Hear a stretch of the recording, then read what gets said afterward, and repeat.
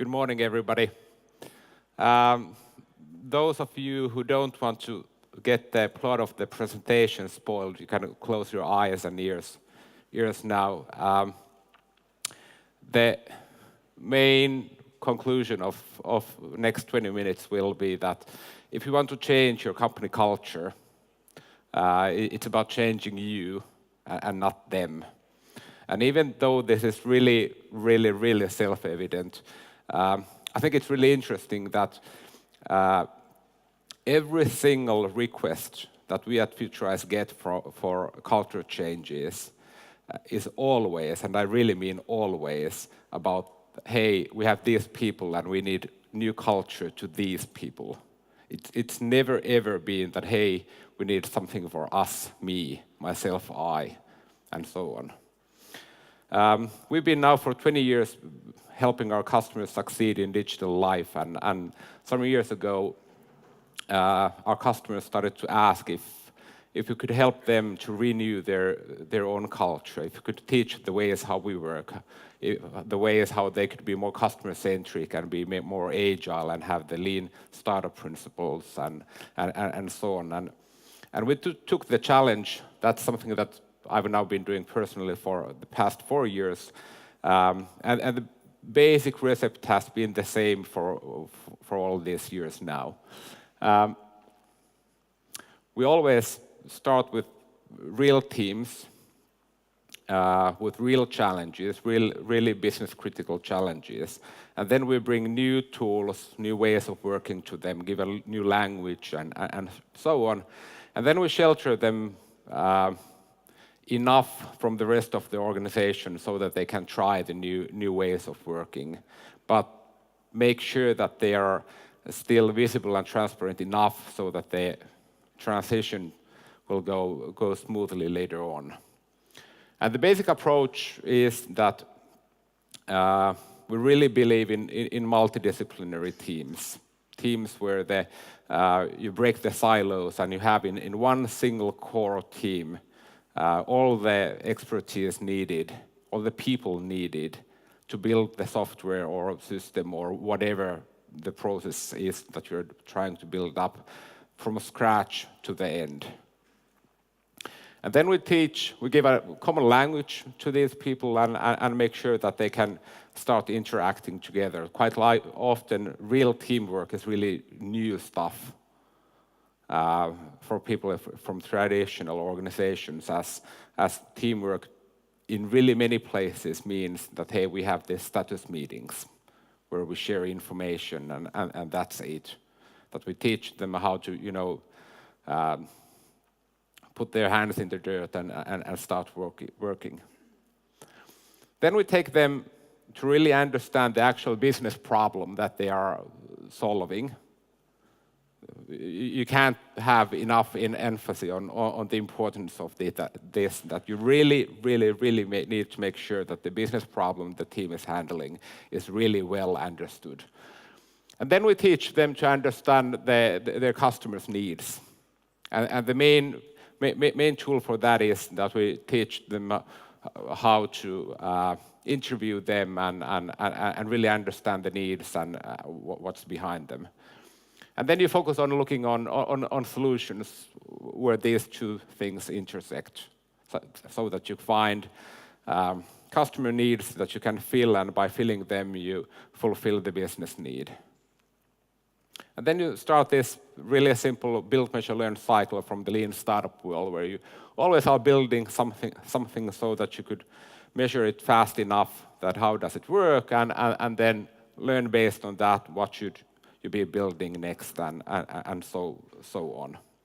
And then we've created a good set of tools to make this more straightforward, more easy to handle with the new people that haven't been doing it before, and make it visible and to gain trust.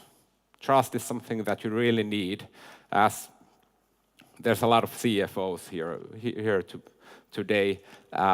The typical approach when a team wants to do something in an agile, experimental way is that they will be saying that we don't know what the end result is. We don't know when we are going to, be ready. We actually don't know what this will cost, but we'll be doing some experiments and pivoting stuff and so on. And that's really not, about that doesn't gain trust that much. But when you make bring the structure to the process and you make it visible, then it's way more evident that what's happening, and it's easier to follow and believe in. And then people really actually love it. You can really see it in people's eyes who have started to work in this manner, that they really go deep in it and they really fell in love with it. In many cases, for the first time of their career, they really understand what they are doing, as they really understand the actual business need, and they really understand the customer's needs that they're fulfilling. In really many organizations, the people doing some product development, for example, haven't ever, and I really mean ever, actually seen the customers. And even though if you're doing B2B business, the answer isn't that, hey, it's a company buying. There's people inside the company, and you need to understand those feelings, emotions, and so on.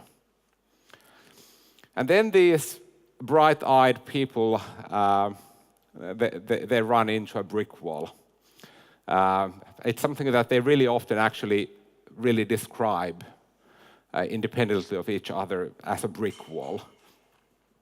And then they bang their head in the brick wall quite long, typically as they really believe in what they're doing. And then in the end, they either stop banging, they stop caring about the stuff, and they get back to the old ways of working. Or then they leave the company and go somewhere else where the culture is already there that they believe in. And the brick wall is management, leadership, management models, whatever you want to call it. And there's two main challenges. One is the way resourcing is done, and the other is how leadership is done, what leadership actually is, and how you're making the decisions and so on. If you look at the resourcing side, the main problem is that in the bigger the company goes, the bigger the problem typically is. That we have this idea that our human beings, the employees we have, are resources of expertise. And if the person is really good at what she's doing, then then we need to, use the expertise in different projects. And really often a person has about 10 different projects ongoing at the same time. And the idea is that if we slice the person up, we'll get a lot out of him. And with the idea of having this, that it's, you can just add the slices up and you'll actually get way more than you used to have. But the main problem, now that we're at Money Week and we can talk about numbers, is that it's actually not about adding the numbers. It's actually about multiplying them. And you really well know that if you multiply a lot of numbers under one together, you won't get 5. You'll get about 0. And the main problem is that if you have people, for example, doing 5 projects at the same time, all of their time, the 1 day per week they have for one single project, which, by the way, never is one single day. It's 2 hours here and 2 hours there and so on, goes on sharing the information, what's happening. So you end up in a situation where you're doing just status meetings and nothing proceeds. And then as the CFOs and so on, you're just, asking, there's a lot of money going, what's happening? Show me the results and so on. And there's no results, as they have no ability to do anything. Because even though if there would be a core team and 4 of the 5-person team would be full time, and then there's this one really important person that has only 1 day for it. That person will put the velocity of the team down, and you won't get anything done. And when you talk about the problem to the management, they really typically say, yeah, we know it's a problem.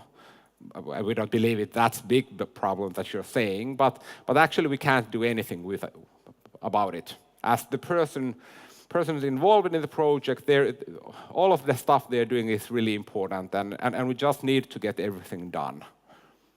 And I've never ever actually understood the idea, because in the typical setup, you're actually not getting anything done. So you're just having 5 projects going on at the same time, and nothing's happening. So there's actually no reason why we shouldn't do anything about it, as we could easily just do it. We could just prioritize them, just decide that, okay, we'll do this one first. It's not actually, the first one might not be the most important thing that we need to do, but the timing is the best for it, and so on. And then we do the rest, and we put them in a queue, and instead of running them all at the same time. And in the end, fixing this is, that's leadership.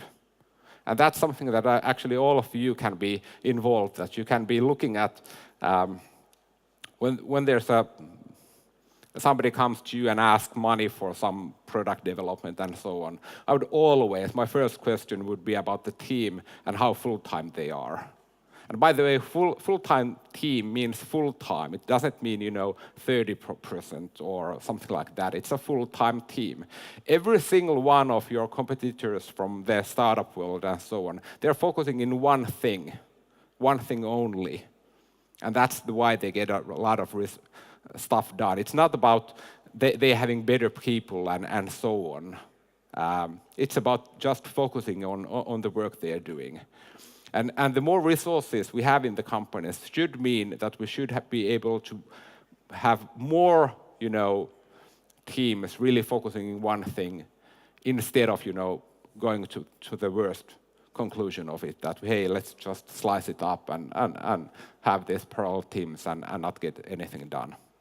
The other part was problem with the brick wall was the leadership part, and I'm painting it's a bit black and white here.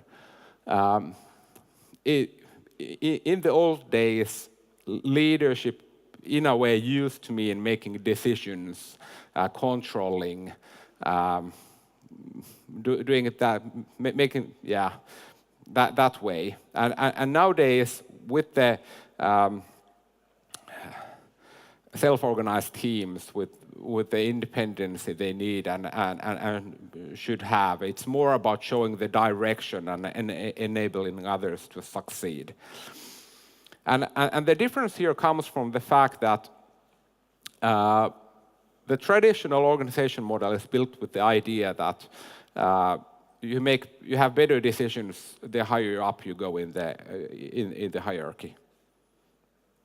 But now the problem is that if we try to work in a customer-centric way, the higher up you go, the further away you are actually from the customers.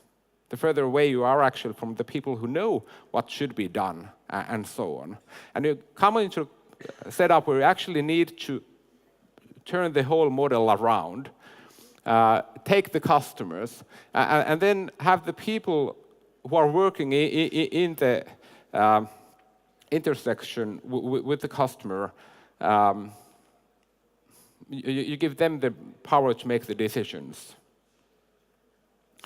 And then the rest of the management, their role is more about supporting these people, or about enabling them, instead of making the decisions. And this fact actually changes the leadership needed a lot.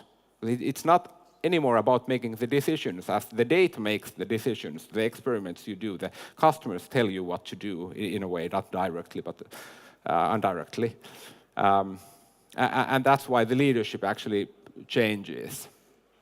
And then one additional change there is that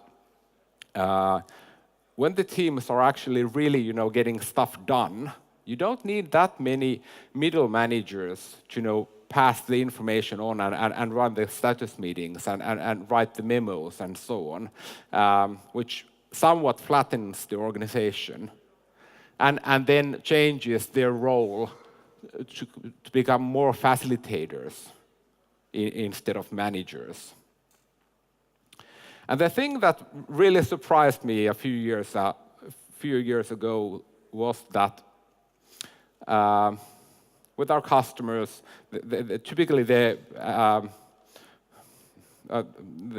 were really, into all this lean startup. They had read the lean enterprise books and so on, and they could really, talk the talk about it. And you had the feeling that, okay, they're really in it.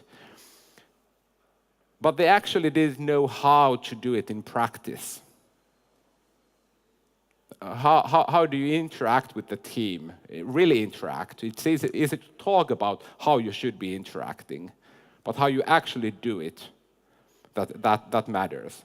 And the really evident thing is, of course, that actually you don't learn stuff like this in seminars and by reading books and looking at TED videos and so on. You need to, practice. And then you need to practice again and again and again. And quite likely you need to have a mentor in it. And there should be, just as you practice sports, or just as you put the teams to practice the new ways of working, the same applies to, leader and bosses and so on as well. There's no difference here. So in the end, it's not about changing them. It's about changing me, myself, and I, and my fellow leaders. It's not about, starting by building these structures and hierarchies and PowerPoint models of what the leadership model should be. It's about, start putting your hands in the dirt and changing the way we behave, and then starting to learn what the organization model should be, and then fixing it. But if you go the other way around, then you'll just end up creating these people who actually, they end up trying, and then they found the brick wall, and then they bang their head there, and then your best talent will leave the company, and there's no point of it. But the good thing is that the stuff is actually quite easy to learn. The difference isn't that big, but there's a really clear difference. And you just, need to take the step and the next step and start walking the talk and enjoying the path, as it's really, really fun to learn new stuff instead of, have the old habits. Thank you.